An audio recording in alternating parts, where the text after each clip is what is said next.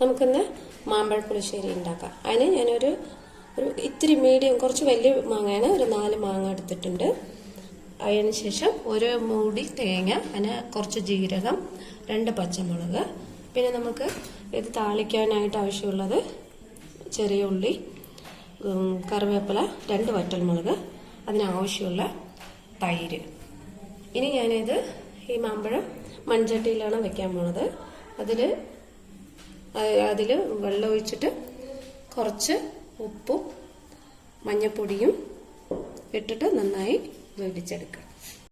ഇത് നമ്മൾ നന്നായി ഫൈനായി അരയ്ക്കേണ്ട, ഒരു തരിതരിപ്പോട് കൂടി അരച്ചെടുക്കുക. ഞാൻ മണ്ടയിൽ 4 മാങ്ങ ഇട്ടിട്ടുണ്ട്. അതിലേക്ക് കുറച്ച് ഉപ്പ്, കുറച്ച്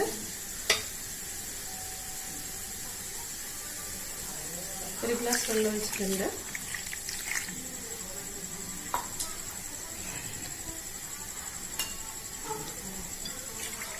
ഒന്നര ഗ്ലാസ് വെള്ളം ഒഴിച്ചു. അതിലേക്ക് കുറച്ച് മഞ്ഞൾപ്പൊടി, ഇത് നന്നായി വേകാൻ വയ്ക്കാം. അത് വേകുമ്പോഴേക്കും നമുക്കിത് അരച്ചെടുക്കാം. ഒരു നാളികേരത്തിൻ്റെ പകുതി, ഇതിലേക്ക് ഇങ്ങനെ 2 പച്ചമുളക്, പിന്നെ കുറച്ച് ജീരകം, അതിനെ ഞാനൊന്ന് അരച്ചെടുക്കാം. നന്നായി അരയണ്ട, ഒന്ന് ചെറുതായി അരച്ചെടുക്കാം. അപ്പം ഇത് വെന്തിട്ടുണ്ട്. തീ വളരെ മീഡിയത്തിലേ വെക്കാൻ പറ്റുള്ളൂ. ഇതായതുകൊണ്ട്, മൺചട്ടി ആയതുകൊണ്ട്. ഇനി നമ്മളതിലേക്ക് വെള്ളമൊന്നും ഒഴിക്കണില്ല. ഞാൻ ആവശ്യത്തിന് വെള്ളം ഇതിൽ തന്നെ ഉണ്ട്. തേങ്ങ ഒഴിച്ചു അതൊന്ന് നന്നായി തിളയ്ക്കാൻ വെക്കുക. അതൊന്ന് നന്നായി ഇളക്കുക കേട്ടോ. ഇളക്കിയതിന് ശേഷം ഒത്തിരി നന്നായി തിളയ്ക്കാൻ അനുവദിക്കുക. കുറച്ച് പഞ്ചസാര കേട്ടോ, പഞ്ചസാര കുറച്ചിടുക. പിന്നെ തിളച്ചു കഴിഞ്ഞു, നന്നായി തിളയ്ക്കുന്നുണ്ട്. അപ്പം ഞാൻ ഇനി ഇതിലേക്ക് തൈര് ഒഴിക്കുന്നുണ്ട്.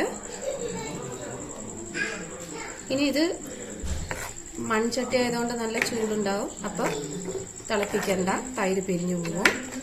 നമ്മൾ എന്ത് ചെയ്യുക, അത് ഓഫ് ചെയ്യാം. അതിനുശേഷം നമുക്കിതിലേക്ക് താളിച്ചൊഴിക്കാനുള്ള സാധനം എടുക്കാം. ഞാൻ ഒരു പച്ചമുളക് ഇട്ടുണ്ടായിരുന്നു. അപ്പം അതിൽ പറയാൻ വിട്ടുപോയതാണ്. കാരണം എന്ന് ചോദിച്ചാൽ അതിൽ എരിവ് ഭയങ്കര കുറവായിരുന്നു. അപ്പം ഞാൻ ഒരു പച്ചമുളക് ഇട്ടിട്ടുണ്ടായിരുന്നു. ഇനി നമുക്കിത് താളിക്കാം. പാൻ വെച്ചിട്ടുണ്ട്. അതിലേക്ക് ഞാൻ കുറച്ച് വെളിച്ചെണ്ണ ഒഴിച്ചു.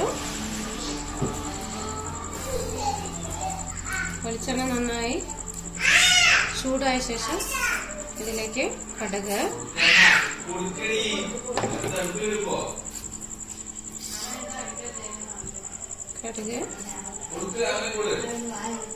കുറച്ച് ജീരകം, ഞാൻ അരയ്ക്കുമ്പോൾ ഇട്ടിട്ടുണ്ട് ജീരകം, എന്നാലും കുറച്ചുകൂടെ ഇട്ടു കേട്ടോ. അതിലേക്ക് ഉള്ളി, ചെറിയ ഉള്ളി അരിഞ്ഞത്, അതിലേക്ക് 2 വറ്റൽമുളക്, നന്നായി മൂപ്പിച്ചെടുക്കുക. കറിവേപ്പിലിട്ടു നന്നായി പൊട്ടിച്ചെടുക്കാം. അപ്പം ഈ താളിച്ചത് കുറച്ച് നേരം ഇതിലിട്ട് വയ്ക്കാം.